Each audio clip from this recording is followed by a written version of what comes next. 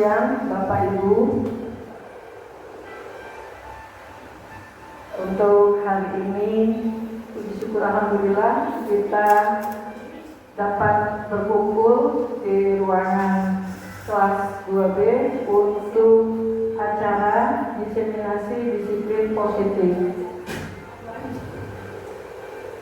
Dan sebelum acara dimulai, kita menyanyikan lagu kebangsaan Indonesia Raya terlebih dahulu.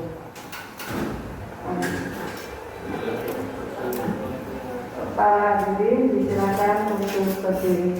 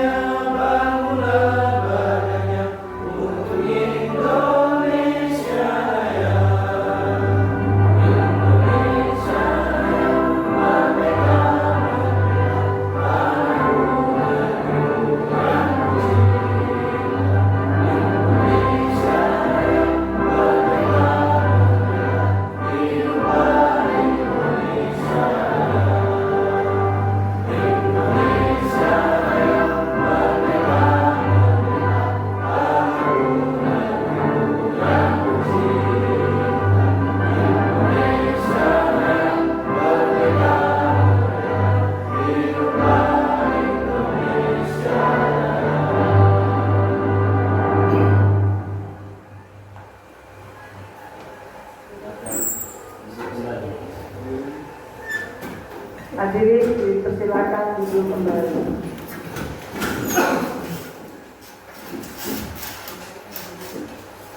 Untuk acara pertama kegiatan diseminasi disiplin positif ini akan adanya sambutan oleh Bapak Kepala Sekolah yang kepada Bapak Kepala Sekolah kami persilakan.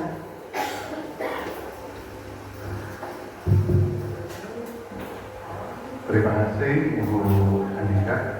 Assalamualaikum warahmatullahi wabarakatuh. Alhamdulillahirrahmanirrahim. Yang kami hormati Bapak dan Ibu Guru SDN Pondok Labu 07, terkhusus Bapak dan Ibu yang akan diseminasi hari ini, Bapak Anggit dan Ibu Rini.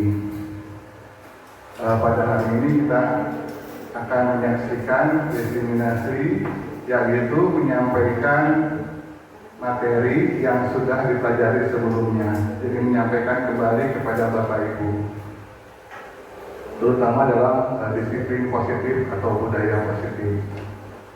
Dan diharapkan nanti juga Bapak Ibu setelah mengikuti pelatihan ataupun seminar bisa melakukan diseminasi kepada Bapak Ibu yang lain, sehingga semuanya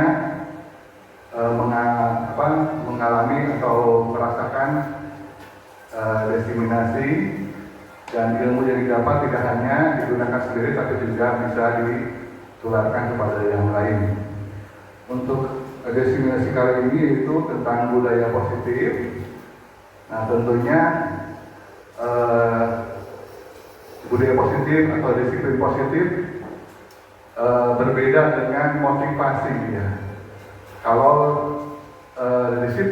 disiplin itu datangnya stabil, ya, selalu ada, selalu muncul, tidak terpengaruh dengan semangat atau tidak terpengaruh dengan faktor eksternal ataupun internal. Sementara kalau motivasi memang harus terus dimunculkan dan naik turun. Ya. Jadi memang disiplin itu sangat penting. Ya. Jadi tidak terpengaruh dengan motivasi ataupun yang lainnya, tetap ada muncul. Untuk itu sangat penting, termasuk untuk penilaian kinerja saat ini kita juga belajar disiplin positif. Dan kita tidak hanya terus belajar tentang disiplin positif ini. Banyak hal yang akan disampaikan oleh Pak Anggit dan Bu Dini tentang disiplin positif, ya, di antaranya keyakinan kelas, ya, keyakinan kelas. Mengapa nanti tidak peraturan kelas? Nah, nanti mungkin bisa kita pahami lagi apa bedanya peraturan kelas dengan keyakinan kelas. Kemudian juga tentang hukuman bagaimana yang dilarang ataupun berakibat kepada anak-anak diri kita menjadi tidak baik, ya. Termasuk hadiah bagaimana yang perlu diberikan kepada anak-anak, ya. Dan nanti juga terakhir ada restitusi, ya. Ada restitusi, di situ juga ada segitiga restitusi. Segitiga itu apa saja? Nah, nanti juga terus diulang-ulang. Mungkin sebelumnya pernah dipelajari, nah hari ini diharapkan diperdalam dan terus dilaksanakan dalam pembelajaran, ya. Jadi tidak hanya dipelajari dalam diskusi, tetapi juga terus dipelajari dalam pembelajaran kita sehari-hari. Dan terakhir mungkin sedikit pengumuman, setelah destinasi kali ini kita ada rapat untuk tim inventaris barang. Jadi mohon yang ditunjuk tidak meninggalkan ruangan setelah kegiatan ini. Ya, sekali lagi saya ucapkan selamat kepada Bu Dini dan Pak Anggit yang akan melakukan destinasi kali ini. Mudah-mudahan ilmu yang didapat bermanfaat dan dapat diterapkan oleh kita semua. Sekian saja. Assalamualaikum warahmatullahi wabarakatuh. Waalaikumsalam.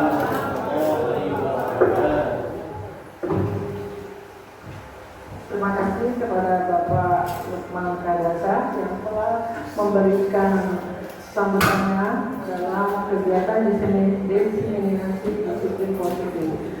Dan untuk acara selanjutnya adalah pembacaan doa yang akan dibawakan oleh Bapak Ustadz Haji Dazim.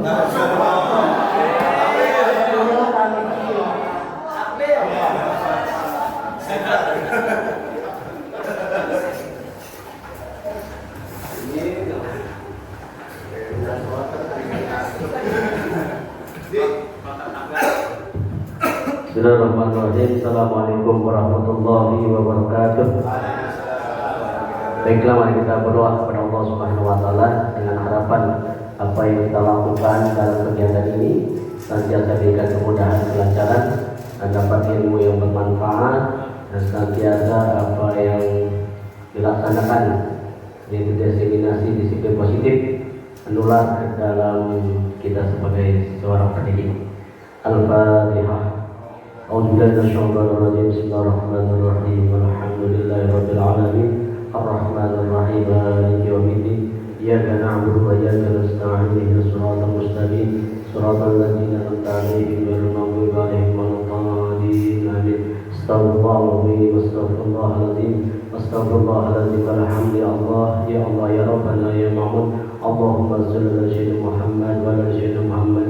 Ya Allah, ya Maha Alim, ya Allah, Allah segala-galanya, ya Allah, tunjukkanlah kami jalan yang benar, agar kami dapat mengikutinya, dan tunjukkanlah kami jalan yang salah, agar kami dapat menghindarinya. Ya Allah, Tuhan kami, jadikanlah pertemuan kami ini senantiasa mendapatkan ridho-Mu.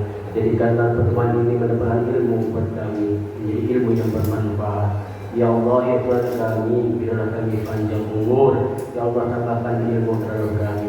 Rabbana atina fid dunya hasanah wa fil akhirati hasanah wa qina adzabannar.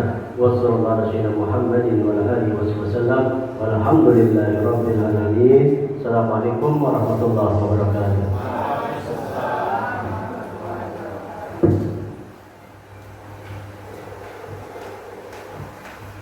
Terima kasih kepada Bapak Ustaz Haji Aziz yang telah membacakan doa.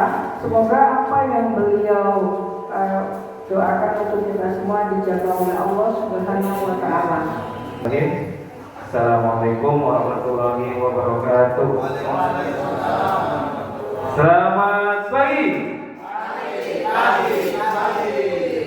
Baru 5 orang yang jawab tadi ya. Kurang semangat lagi. Pak Tono, selamat pagi. Tadi kalau begini kan selamat pagi. Otak pusat. Bukan. Selamat pagi. Selamat siang. Selamat sore. Selamat malam. Oke, terima kasih. Masih fokus. Oke, Bapak Ibu semuanya, saya akan lanjutkan apa yang tadi disampaikan Duni mengenai disiplin positif, keyakinan kelas, kemudian juga hukuman dan konsekuensi seperti itu. Nah, Bapak Ibu tadi teori kontrol ya, disampaikan bahwa setiap perilaku peserta didik itu memiliki tujuan. Ya. Ketika peserta didik berlaku di sekolah misalnya berlaku yang tidak menurut kita tidak baik, nah di situ bahwa peserta didik itu melakukan bahwa dia memiliki tujuan untuk memenuhi kebutuhannya Bapak Ibu. Nah, mari kita kenali beberapa kebutuhan dasar dari manusia ya.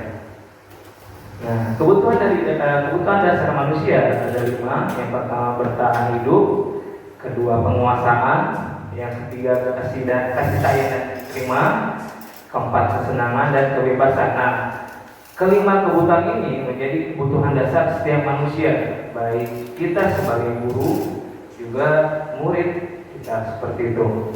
Oke, yang pertama, bertahan hidup ya. Bertahan hidup adalah kebutuhan terkait dengan kesehatan, rumah, makanan, sandang, papan pangan seperti itu. Nah, terkait dengan peserta didik, kebutuhan ini dapat diimplementasikan pada peserta didik itu membutuhkan kalau di sekolah itu lingkungan yang aman, ya Bapak Ibu.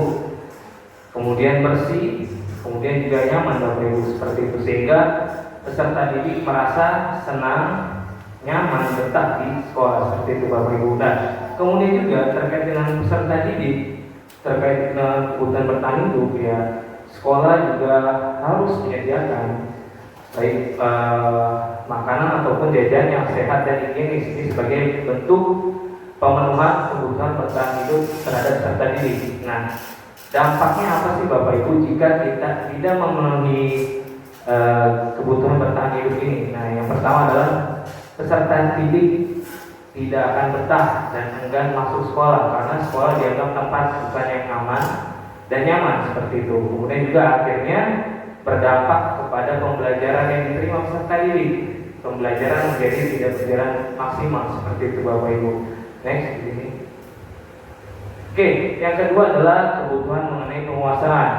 Kebutuhan ini berhubungan dengan capaian, diakuinya atas prestasi dan didengarkan dan memiliki rasa harga diri. Setiap peserta didik pastinya Bapak Ibu ingin dianggap ya, merasa dianggap bahwa dirinya ada di kelas ya Bapak Ibu ya.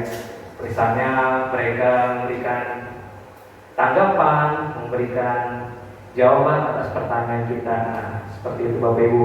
Nah, terkait dengan peserta didik di sekolah, pastinya mereka ingin didengar pendapatnya. Kemudian yang kedua, ingin berprestasi dan diakui prestasinya ya, walaupun sekecil apapun ya. Contohnya misalnya kalau kemarin misalnya dia belum bisa melakukan penjumlahan. Ketika dia sudah bisa melakukan penjumlahan, pasti dia ingin ada rasa dihargai atau diberikan motivasi seperti itu Bapak Ibu. Kemudian yang ketiga adalah diapresiasi oleh orang sekitar. Nah, ini adalah kebutuhan mengenai penguasaan yang harus kita kuasai, harus kita penuhi terhadap peserta didik ya. Jadi kita tidak memberikan pujian atau apapun hanya beberapa siswa saja, tapi semua siswa itu berhak kita berikan pujian atau apresiasi. Apa dampaknya jika tidak dipenuhi? Yang pertama adalah peserta didik pasti akan merasa minder ya. Saya nggak bisa, saya tidak dimotivasi. Ya udah, dia akan merasa nggak bisa terus seperti itu Bapak Ibu. Kemudian juga tidak memiliki motivasi untuk berprestasi seperti itu Bapak Ibu. Next ini. Yang ketiga, kebutuhan kasih sayang dan diterima. Nah, kasih sayang di sini adalah kebutuhan untuk memberi dan menerima kasih sayang, dan kebutuhan untuk merasa menjadi bagian dari suatu kelompok serta dihargai. Ini mirip dengan penguasaan ya. Kalau di sini lebih kepada rasa dicintai Bapak Ibu ya. Karena kadang ya Bapak Ibu, anak sekolah itu masing-masing datang dengan problemnya ya.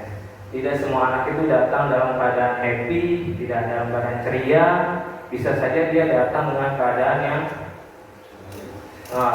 udah cemberut atau sedih di rumah karena harus dimarahin orang tuanya atau gimana ya. Nah, di sini ya kita sebagai guru harus peka terhadap kondisi seperti ini.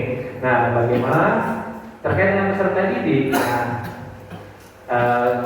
untuk ininya siswa ingin didengar pendapatnya, ya, kemudian siswa ingin berprestasi dan diakui, dan yang ketiga adalah dia ingin merasa dia itu dicintai sama orang sekitarnya seperti itu. Ya.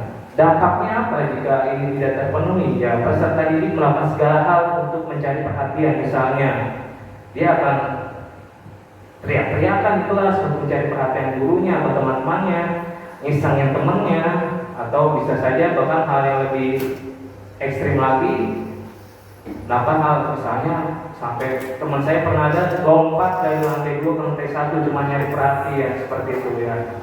Itu ya Bapak Ibu. Nah, kemudian akhirnya apa? Kalau kasih sayang dan tidak diterima itu adalah bersikap dingin dan pasif ya.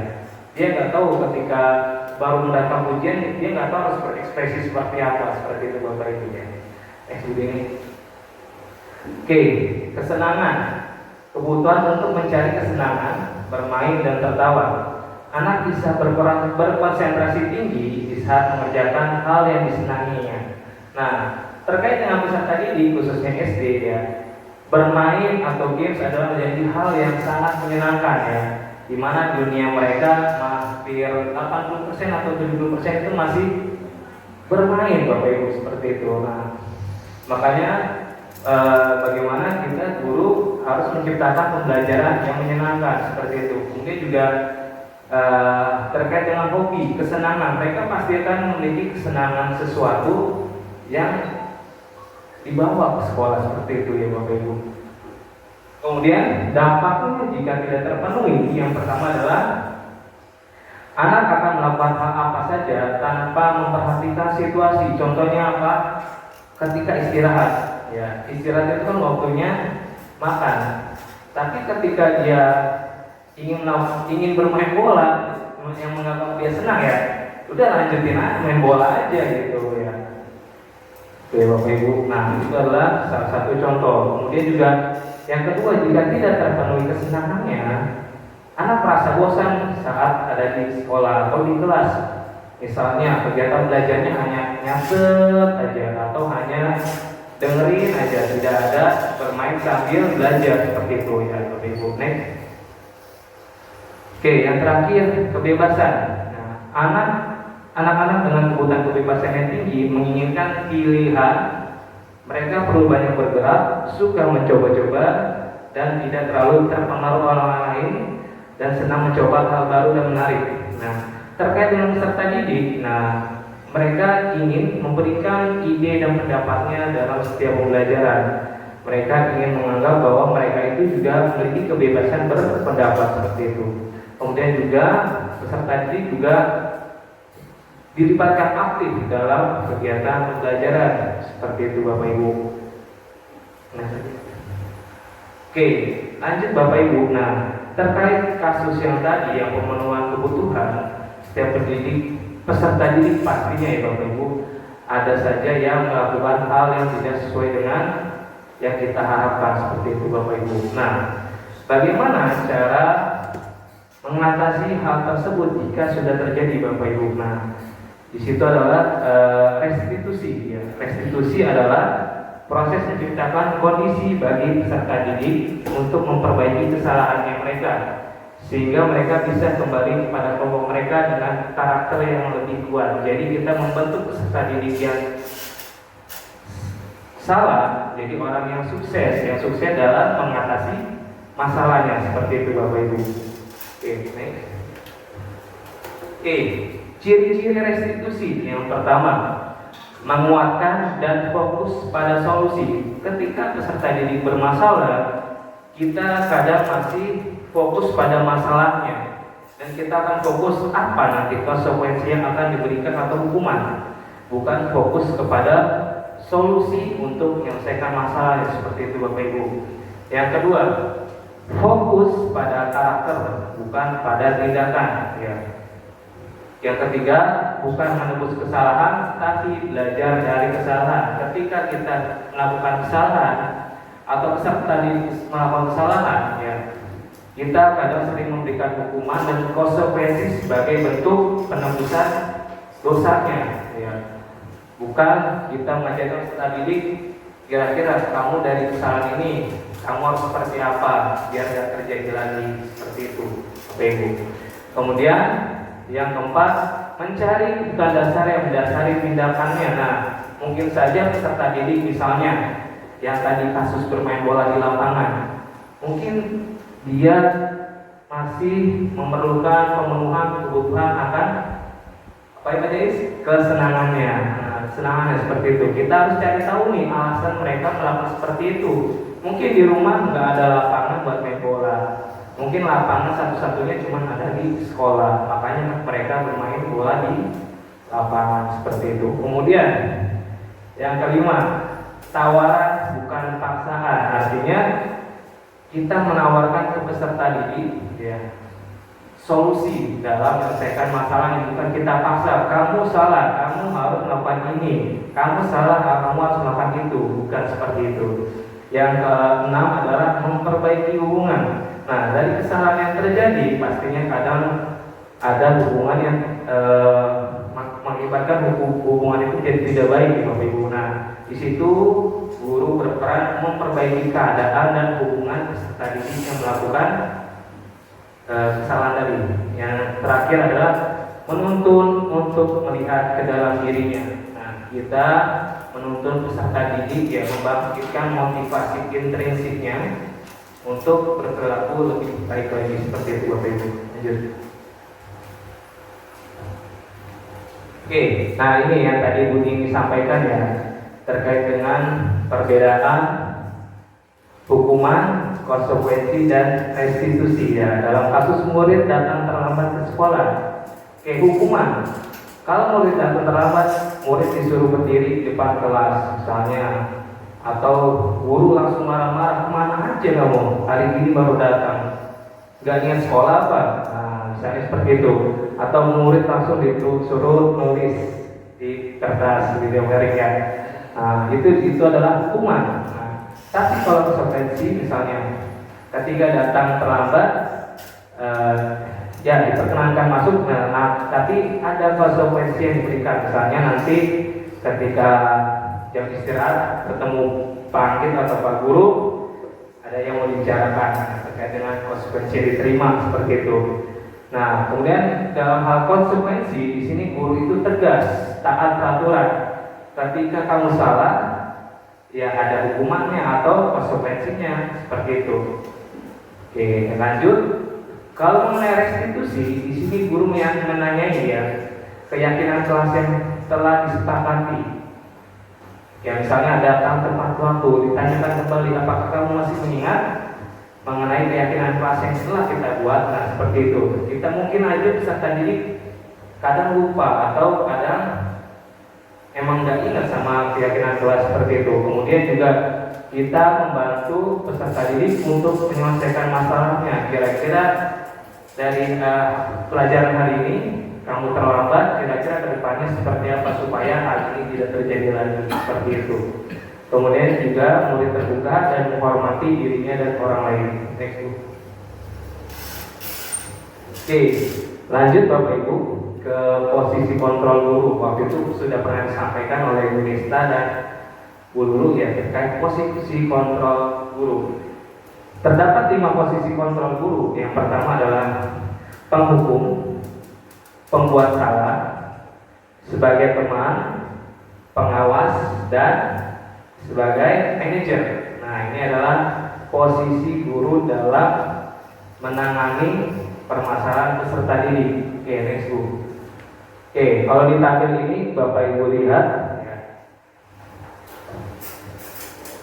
Oke, motivasi peserta didik ketika kita melakukan posisi kontrol ini di posisi penghukum dan membuat merasa bersalah, ini adalah peserta didik mendengarkan apa yang kita instruksikan hanya sekedar untuk menghindari hukuman seperti itu ya. Misalnya kamu jangan terlambat lagi ya. Kalau terlambat lagi nanti Pak Hakim akan hukum. Nah, dia akan melakukan itu dan dengan motivasi menghindari hukuman seperti itu. Kemudian kalau sebagai posisi teman dan pantauan, ketika kita melakukan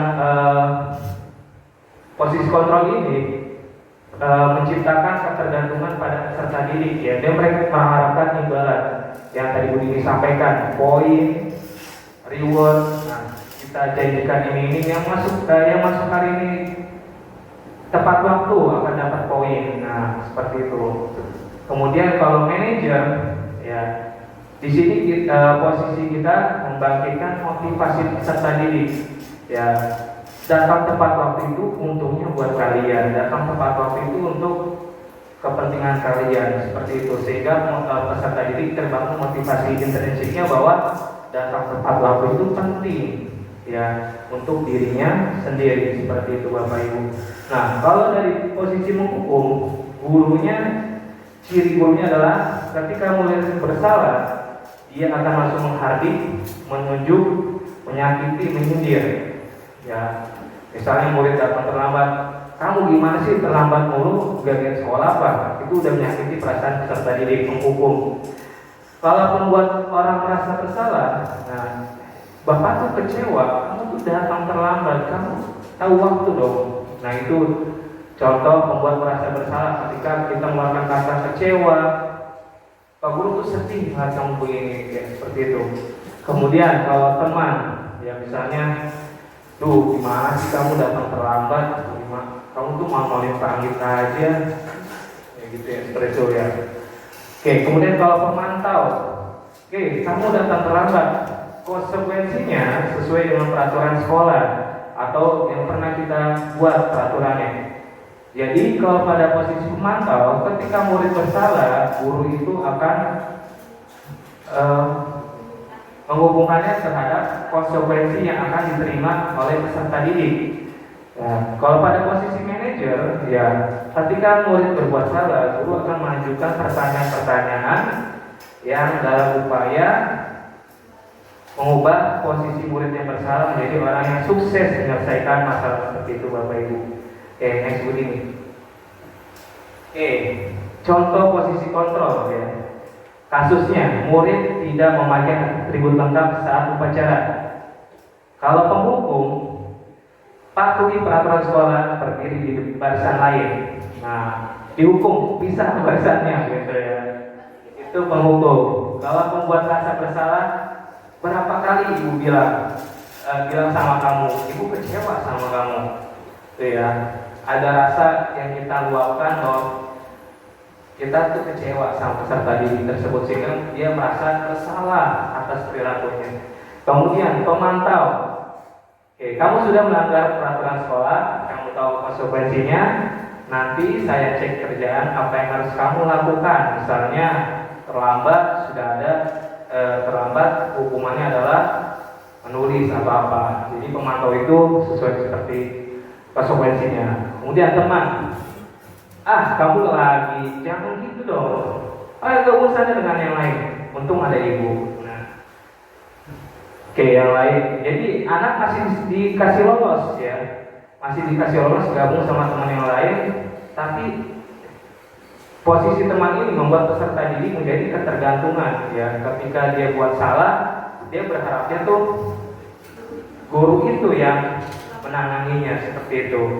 Oke, yang terakhir, manajer ya. Gurunya bertanya, apakah kamu tahu kesalahanmu? Nah, apa kira-kira pendapatmu dan bagaimana cara memperbaiki kesalahan kamu? Nah, jadi guru hanya memantik peserta didik melalui pertanyaan-pertanyaan yang membangun motivasi peserta didik untuk menemukan solusi dari kesalahannya. Oke, kuis Bapak Ibu. Hadiahnya ada nggak? Hadiahnya ada. Besok ini ketuk saya kasih aku. Oke. Posisi kontrol. Saya kecewa sekali dengan kamu, Pak. Saya mau minta Pak Tono, kira-kira apa posisi apa nih? Saya kecewa dengan kamu. Posisi apa? Posisi teman. Sisi teman. Ternyata coba pindah. Membuat rasa bersalah. Membuat rasa bersalah. Ada lagi Pak Yatin atau Pak Diki, Pak Ade? Buat apa? Posisi apa Pak jadi? Membuat rasa bersalah. Coba begini kita cek. Survei membuktikan sering ya membuat rasa bersalah karena di situ disampaikan ibu kecewa sama kamu. Ibu sedih melihat kamu begini. Ya seperti itu ya. Oke, lanjut begini. Yang kedua, berarti Bu Indah yang dapat getuk ya. Oke, apa rencanamu untuk menyelesaikan masalah ini? Kira-kira motif? Manajer. Kamade. Kira Mas Sarjana? Manajer. Oke, coba survei membuktikan. Oke, manajer. Lanjut. Oke, posisi kontrol apakah? Ayolah lakukan demi Bapak Ibu. Ya, teman. Apa? Peserta.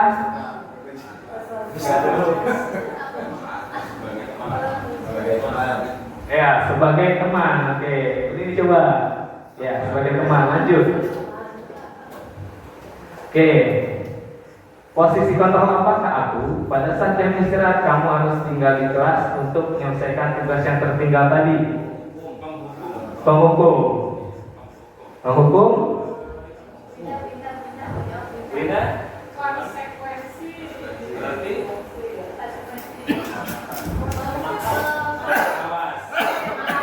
Pengawas. Wah, kita cek ya. Pemantau ya. Atau pengawasan. Oke, lanjut ini. Oke, nah terkait dengan masalah tadi, ketika kita menjadi posisi manajer, ada hal yang harus dilakukan ya Bapak Ibu. Di antaranya adalah segitiga restitusi, yaitu proses menciptakan kondisi bagi murid untuk memperbaiki kesalahan mereka agar dapat menghasilkan murid yang mandiri dan bertanggung jawab. Ya, jadi di sini kita membantu murid memperbaiki kesalahannya, bukan menambah masalahnya. Udah datang terlambat, kita tambah masalahnya, itu tambah pusing, tambah stres ya. Tapi kita memperbaiki masalahnya seperti itu. Oke, dalam segitiga restitusi ada 3 hal yang harus dilakukan. Yang pertama adalah menstabilkan identitas. Yang kedua, memvalidasi tindakan yang salah. Yang ketiga, menanyakan keyakinan. Lanjut begini. Oke, terkait dengan stabilkan identitas, yaitu menggeser identitas yang gagal, yang penuh dengan kesalahan, yang berdosa ibaratnya, ke identitas sukses, yaitu orang yang optimis bisa menyelesaikan masalahnya. Seperti itu Bapak Ibu.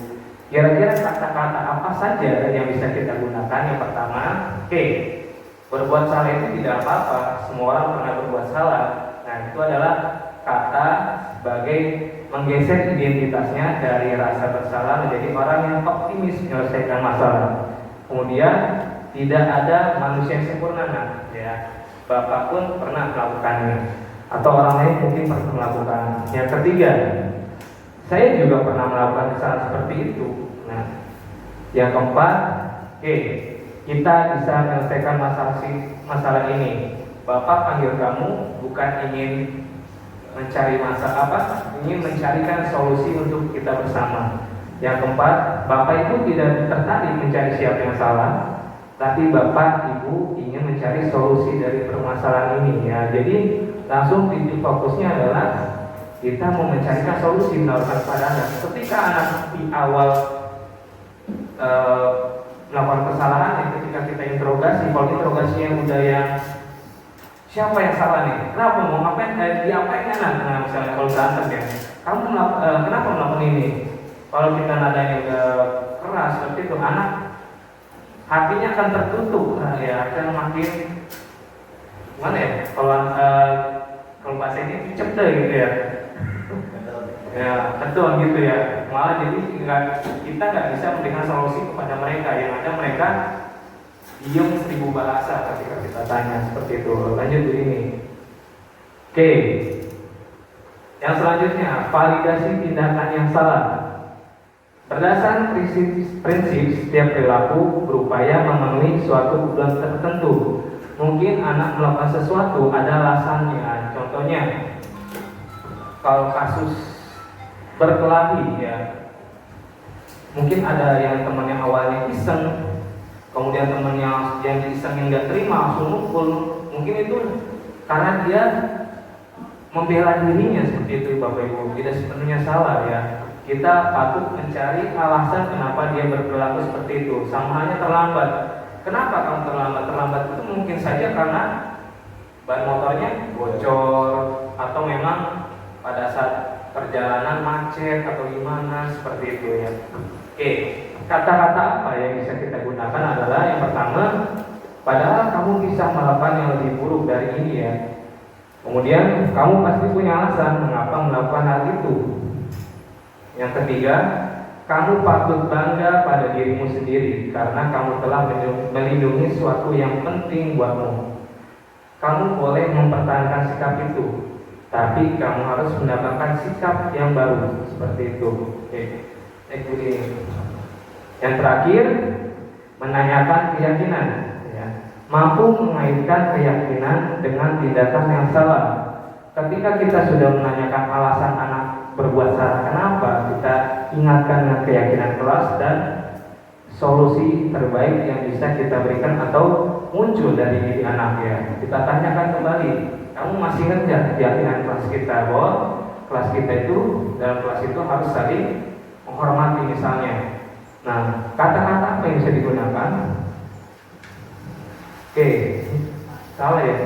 Yaudah, itu ya. Salah satunya kamu masih ingat gak keyakinan kelas yang kita buat? Kalau kamu masih ingat, kira-kira keyakinan apa yang tadi kamu tidak jalankan? Misalnya menghormati teman, Pak, saya mukulin teman, berarti saya nggak menghormati teman. Nah, seperti itu ya. Dari kita menanyakan keyakinan kelas, kita kemudian minta peserta didik, kira-kira solusi terbaik yang bisa kamu lakukan apa ketika kamu tidak menjalankan keyakinan kelas itu? Nah, yang pertama, saya akan minta maaf Pak, dan saya akan bertanggung jawab terhadap teman saya misalnya luka atau gimana ya, seperti itu. Oke. Nah, Bapak Ibu, di sini ada video restitusi dari saya dan Bu Dini yang pernah kami buat. Mungkin Bapak Ibu bisa saksikan.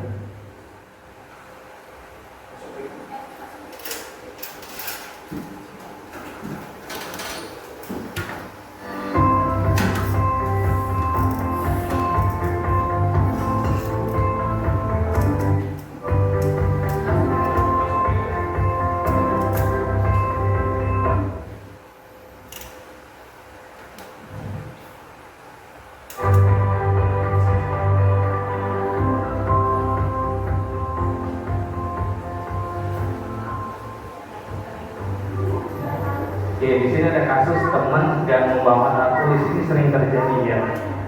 Tidak bawa alat tulis kemudian minjem. Ya. Ya, kesalahan sepele tapi guru juga harus patut serius dalam mencermati.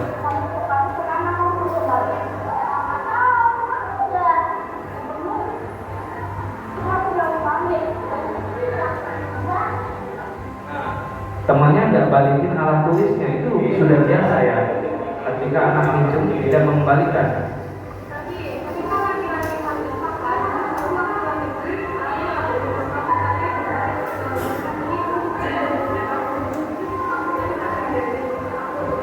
Yang pastikan Bapak Ibu ketika ada yang ngadu kita tanya dulu ya apakah benar kejadiannya dan kita tolong ceritakan kejadiannya. Kita tanyakan kedua pihak ya, dari anak yang bersalah dan yang dirugikan. Jadi kamu harus khawatir.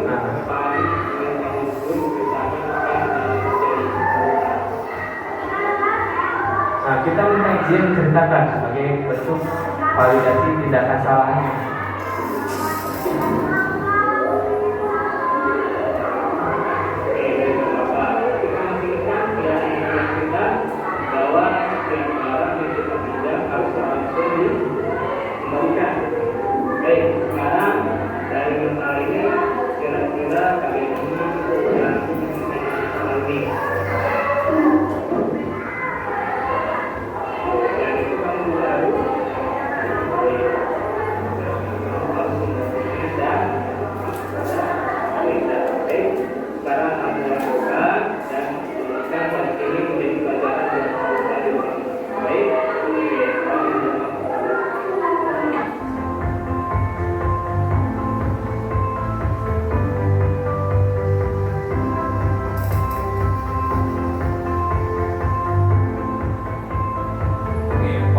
Peristiwa kedua adalah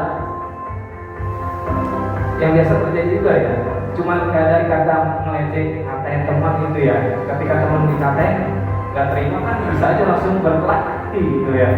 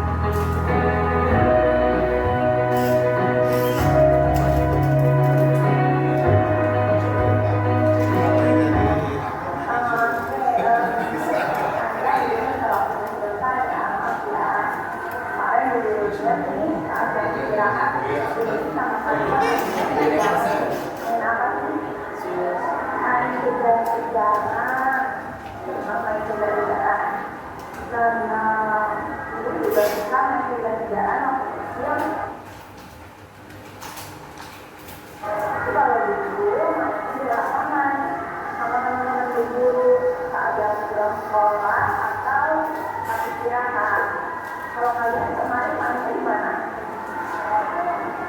Di mana? Di dalam kelas ya, di ruang kelas ya. Iya. Terus kemarin itu mendapat aduan dari salah satu teman kalian karena dia bilang bapak terganggu dengan teman-teman yang berlari-lari di dalam kelas ya kan dia sedang makan. Begitu. Menurut Anda dan sendiri lari di dalam kelas itu perbuatan yang baik atau tidak? Tidak baik. Kenapa tidak baik? Mengganggu teman ya. Iya, selain mengganggu teman, kalau lari di kelas itu bisa menyebabkan apa sih biasanya? Apa biasanya efeknya kalau kalian lari di dalam kelas?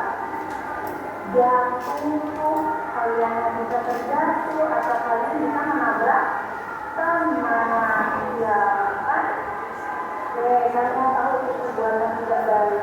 Menurut kalian, perbuatan yang kalian lakukan itu sesuai dengan kesepakatan kelas tidak?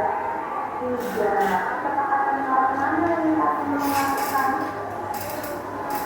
Saling menghormati teman. Juga ketika kalian lari-larian di dalam kelas, secara langsung kalian itu tidak menghormati teman yang lain. Tidak makan, atau ada yang masih mengerjakan tugas, atau ada yang sedang ngobrol. Kalau kalian sedang lari di dalam kelas, teman-teman kalian yang tadi itu akan merasa terganggu, betul. Itu tahu lari-lari itu menyenangkan, mengintervensi.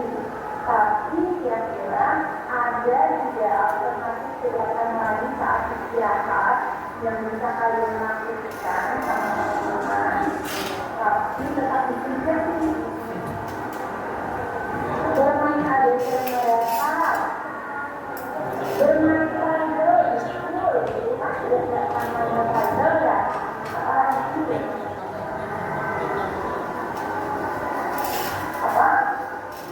Makan udah selesaikan makannya sampai habis, itu sudah benar. Dan itu juga menunjukkan kalau ini masa dibuangan, dokter atau bapak itu boleh dibawa ke kelas dan dimainkan ada yang saja, ya. Kalau waktunya boleh dibawa. Kalau masih itu guru berikan, tapi kalau main hari-hari ya, jadi sudah paham dengan saya ya untuk memperbaiki diri. Ya, terima kasih.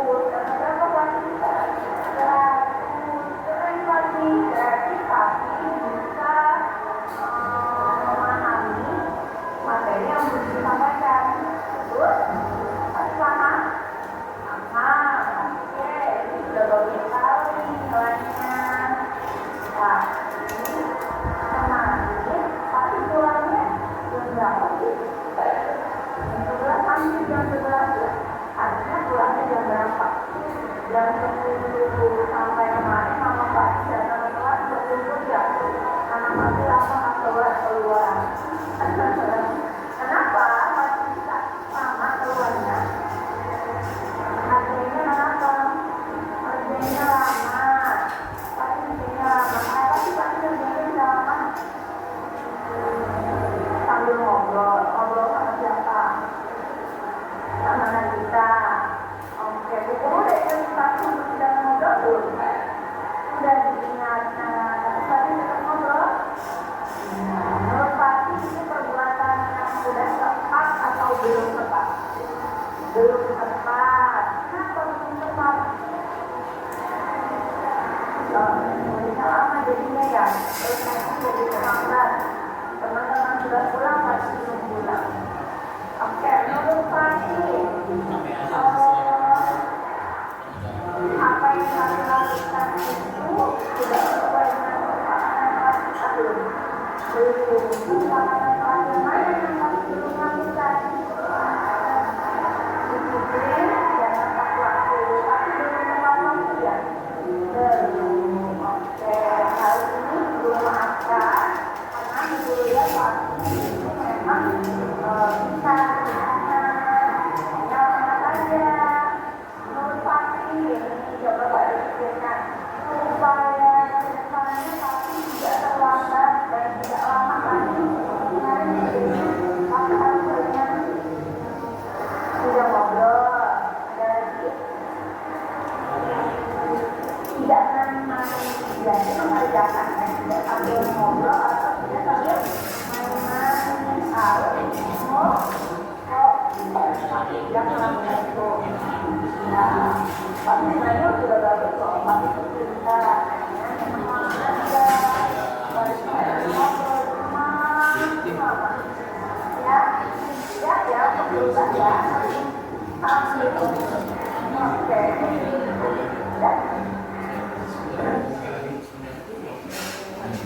Oke, ya itu ya Bapak Ibu tadi contoh video restitusi dari ini terutama buat ini. Oke, Bapak Ibu, jadi intinya ketika kita melakukan restitusi ada 3 tahapan yang tadi menstabilkan identitas. Ya di situ kita berkata kepada peserta didik, gak usah khawatir ya, Pak Guru di sini bukan ingin memberikan hukuman, tapi ingin mencarikan solusi. Ketika peserta didik ditawari hal itu, dia ada perasaan alhamdulillah, gak dihukum nih.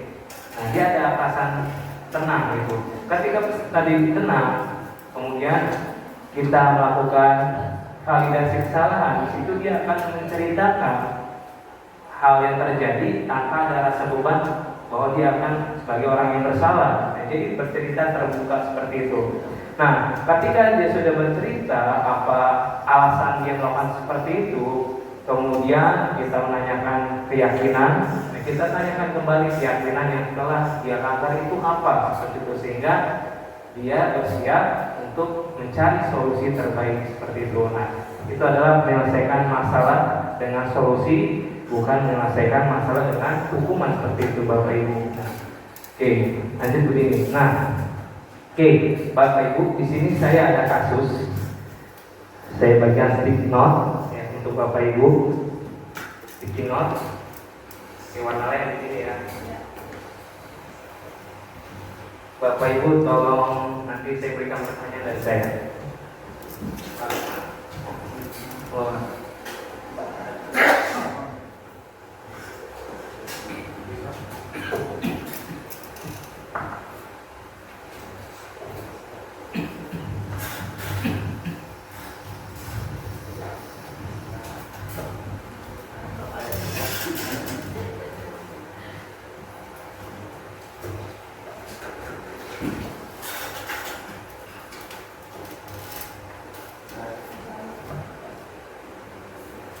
Oke, sambil dibaca Bapak Ibu ya. Sabrina hari itu bangun terlambat dan terburu-buru sampai di sekolah.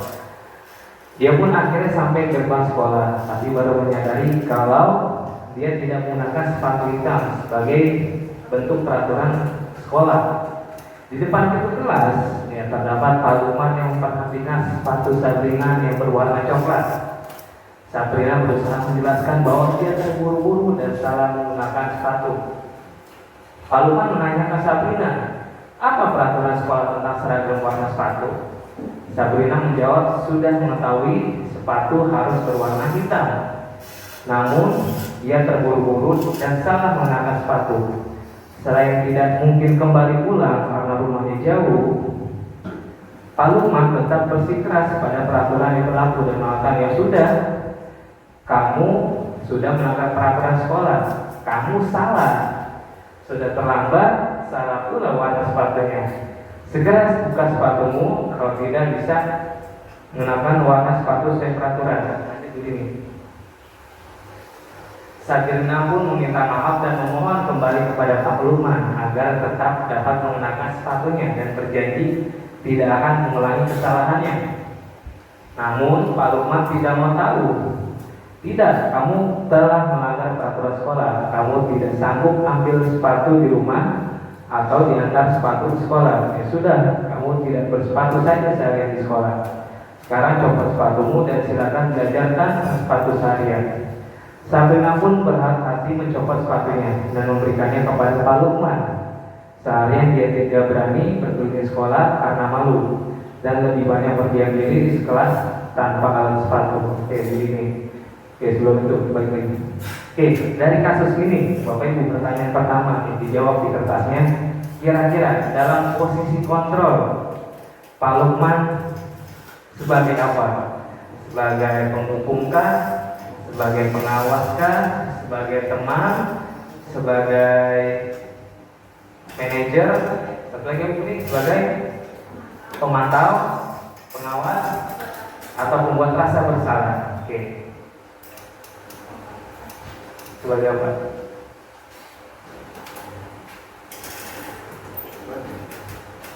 Dan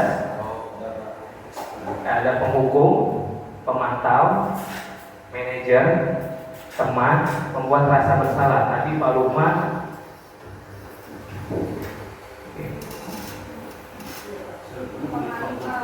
Oke.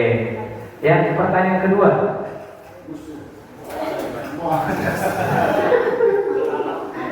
Terakhir, seandainya Pak Lukman sebagai posisi manajer, apa yang Pak Lukman lakukan? Pak Lukman sebagai manajer, Pak, nama saya kamu dari KMS, namanya Pak Lukman. Kira-kira kalau sebagai manajer, dalam menerapkan restitusi positif dan restitusi tadi, apa yang dilakukan Pak Lukman? Yang tidak tadi. Pak, apa masalahnya Pak? Yang pertama tadi menstabilkan identitas. Pertanyaan pertama Pak Lukman gimana? Kira-kira kalau posisi sebagai manajer. Bapak tidak. Kemudian posisi setelah menstabilkan identitas, yang kedua memvalidasi kesalahan, menanyakan alasannya. Yang ketiga itu atau menanyakan keyakinan kelas atau keyakinan sekolah yang selain disepakati.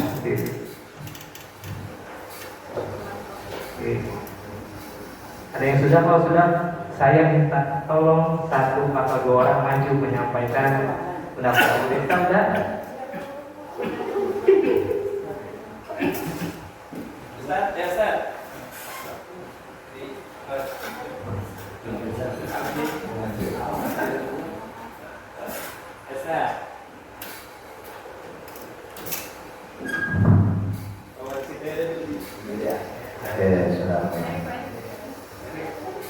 Yang pertama, dari kejadian cerita tadi, posisi Pak Lukman adalah sebagai penghukum.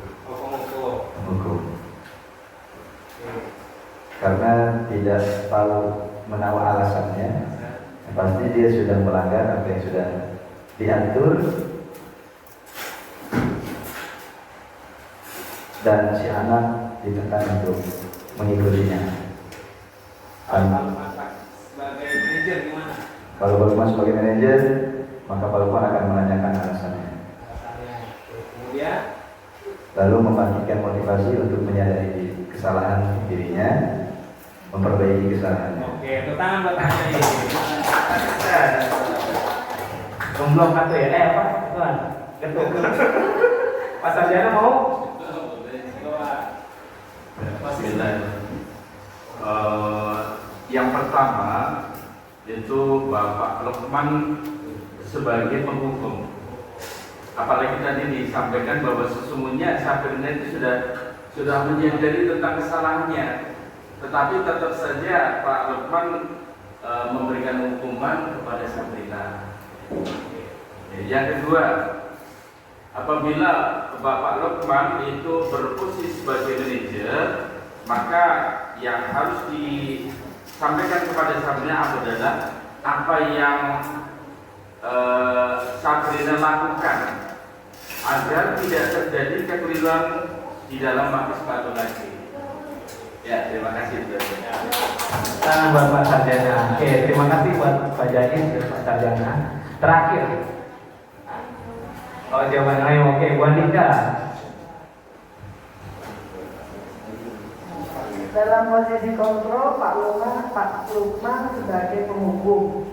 Nah, bila dilihat sebagai manajer, sebaiknya Pak Lukman bersikap bijaksana dengan memberikan kebijakan yang tidak membuat orang ketakutan. Maksud saya di sini, Pak Lukman sebaiknya melihat jeripaya Sabrina sudah berusaha ke sekolah, ya, dengan penuh semangat dan tidak mengenal lelah. Oleh karenanya, dengan kesalahan tersebut sebaiknya itu ya tidak diberikan penekanan atau ketetapan yang sangat membuat dia ketakutan. Itu saja. Ya, terima kasih. Terima kasih wanita. Terakhir Bu Dini berikan komentar Bu Dini. Baik, kalau dari yang saya baca dari cerita ini, jawaban saya agak berbeda. Menurut saya posisi kontrol Pak Lukman itu ada di posisi pemantau. Kenapa pemantau? Karena di sini Pak Lukman, yang dibahas Pak Lukman itu selalu tentang peraturan sekolah. Gitu. Jadi sangat berpacu atau berlandaskan berpegang pada peraturan sekolah. Peraturan sekolahnya sepatu warna hitam, tapi Sabrina tidak warna hitam. Berarti dia tidak mematuhi aturan. Ada konsekuensi yang harus dia laksanakan. Seperti itu Pak. Terima kasih Bu Dini atas gerakan tepuk buat Bu Dini. Oke Pak Sai. Oke, kesiswaan nih. Gulung. Ambil sampah. Kalau saya ini dua ini, kan dua. Bagi pemantau dan penghukum. Cari aman nih. Iya. Kenapa? Pemantau benar. Bagi pemantau, Bu ini Pak Lukman itu mengulas tentang tata tertib. Tapi yang keduanya juga ada konsekuensi yang harus diterima. Kalau dari situ Pak Lukman menghukum juga kan? Bukan sepatu. Karena bukan sepatu harus tadi. Nah, di situ menurut saya hukuman juga itu. Sehingga anak itu nggak berani keluar. Dan anak itu merasa nggak berani keluar, anak merasa malu kalau nggak pakai sepatu, jengling-jengling. Jadi merasa terhukum. Jadi dua itu poinnya. Terima kasih. Oke, terima kasih Pak Saini. Oke, jawaban super semua nih dari Bapak Ibu guru ya. Berarti dari sini Bapak Ibu sudah paham menurut Bapak Ibu posisi kontrol apa yang dilakukan Pak Lukman. Terakhir Bapak Ibu, ya. Saya ada satu kasus ya, singkat saja. Kalau ada siswa yang mencontek, Bapak Ibu, kemarin kan belum lama kita melakukan PAT ya. Ada siswa yang mencontek Bapak Ibu. Kalau Bapak Ibu berada di posisi kontrol, apa yang Bapak Ibu guru lakukan? Posisi kontrol sebagai manajer, apa yang Bapak Ibu guru akan lakukan? Oke. Ada yang masuk komentar atau perlu di-istimewa? Masuk komentar. Oke, Bu Indah, kira-kira apa Bu Indah? Kalau ada siswa yang mencontek Bu Indah? Baik ya. Biasa kita temukan ya anak-anak banyak yang mencontek. Biasanya setiap hari ya libur anaknya gitu. Mungkin nanti setelah selesai ujian kita panggil, kita tanya apa yang tadi kamu lakukan gitu. Misalkan dia jawab, tadi saya nyontek Bu. Ya. Terus nanti saya bilang, waktu ibu sekolah, ibu juga pernah seperti itu. Gitu. Itu kan jadi menstabilkan identitas. Lalu apa sih alasan kamu melakukan itu? Nah, nanti misalkan dia menjelaskan alasannya bagaimana. Terus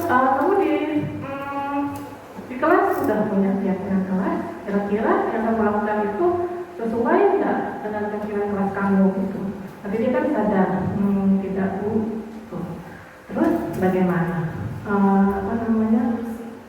Solusinya untuk memperbaikinya? Apakah kamu selamanya kalau ujian kamu capek, misalkan gitu?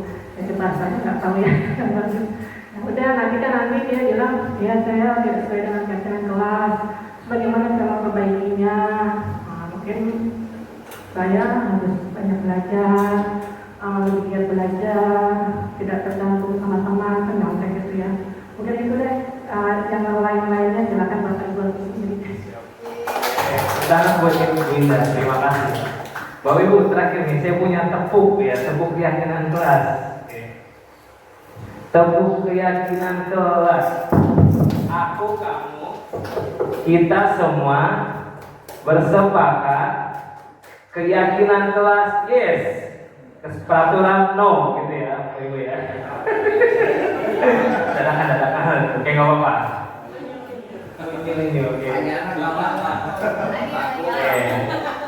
Aku, kamu, kita semua sepakat. Keyakinan kelas, yes. Aturan, no. Gitu ya, Bapak Ibu saya. Oke, 1, 2, 3. Tepuk keyakinan kelas. Aku, kamu, kita semua bersepakat. Keyakinan kelas, yes. Peraturan, no. Tangan semuanya. Oke, dari saya itu saja. Kurang lebihnya mohon maaf. Apabila ada kata-kata yang salah, mohon maaf. Assalamualaikum warahmatullahi wabarakatuh. Artinya dia tertimbul dari diri dia sendiri.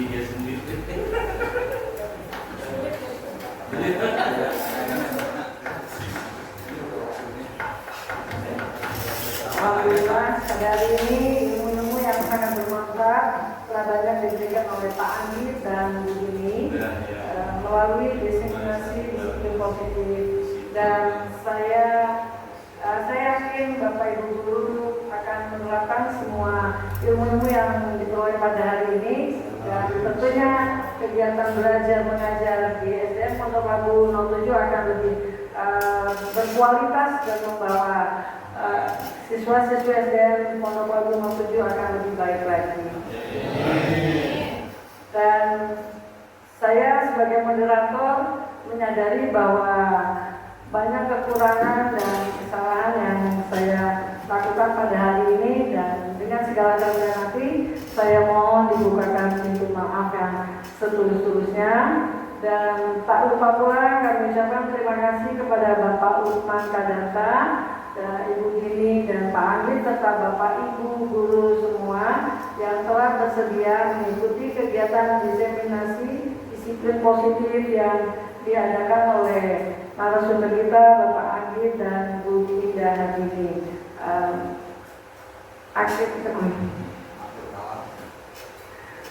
Marilah, karena memang ini acara sudah selesai, marilah kita mengucapkan Alhamdulillah.